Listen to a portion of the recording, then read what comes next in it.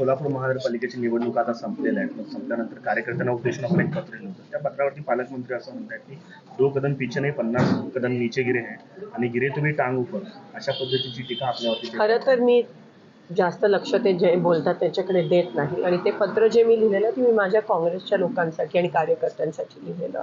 आता त्यांनी ते कोणत्या अनुषंगाने वाचलं की ते मूळ काँग्रेसचेच होते म्हणून कदाचित त्यांनी ते पत्र वाचलं असावं आणि ते संधी साधू आहेत. ते तिथे BJPमध्ये गेले कारण का तिकडे जास्त आमिष BJPने दाखवला. पण ते मूळ मी काँग्रेसच्या माझ्या सगळ्या लोकांना कार्यकर्त्यांना जे उमेदवार लढले त्यांच्यासाठी ते पत्र होतं. निवडणुका संपलेल्या आहेत, अशा वेळेस निवडणुका संपल्यानंतर जनतेनं कौल दिला तर विकासाची कामं त्याच्याकडे झाली पाहिजे. मला असं नव्हता, अजूनही विरोधकांवरती टीका करण्यातच ते व्यस्त दिसत आहे. त्याच्याकडे आपण तेच त्याच्यावरून कळतं की त्यांची संस्कृती काय आहे आणि ते कोणत्या पद्धतीत हे इलेक्शन लढले.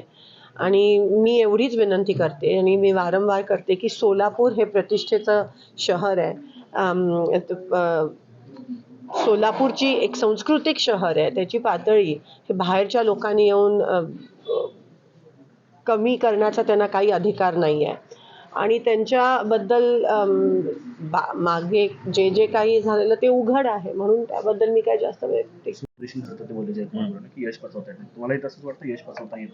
मी वोटिंगच्या दिवशी ज्या दिवशी तुम्ही सगळे भेटलेला त्या दिवशी ह्याबद्दल बोललेली की सत्ता काही लोकांना पहिल्यांदा बघतायत खूप दिवस आणि ही सत्ता कदाचित त्यांच्या डोक्यात गेली असं. स्थानिक भाजपच्या लोकांनी अशा पद्धतीनं बोलणं ते तुम्ही त्यांना विचारा पण एकंदरीत हे सगळ्यांनाच दिसतंय काय चाललंय. काही आगामी जिल्हा परिषदेची निवडणूक आहे. काँग्रेस कशा प्रकारे तयारी करत आहे? आघाडी होणार की सोबत? बऱ्याच ठिकाणी आघाडी जिथे होऊ शकते तिथे आम्ही करत आहोत.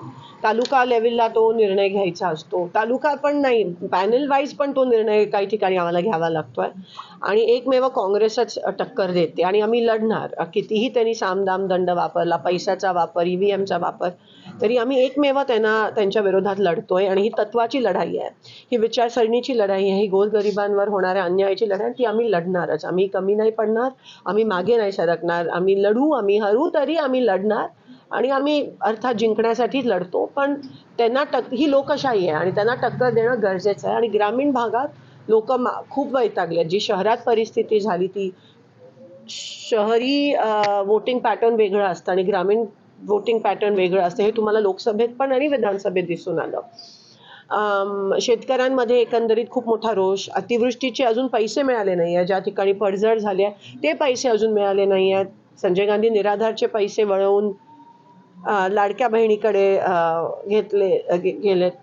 आवास योजना त्या ठिकाणी झाली नाही आहे. रस्ते मोठ्या प्रमाणात पुरात वाहून गेले पण ते रस्त्यांचे पैसे पण अजून आले नाहीत.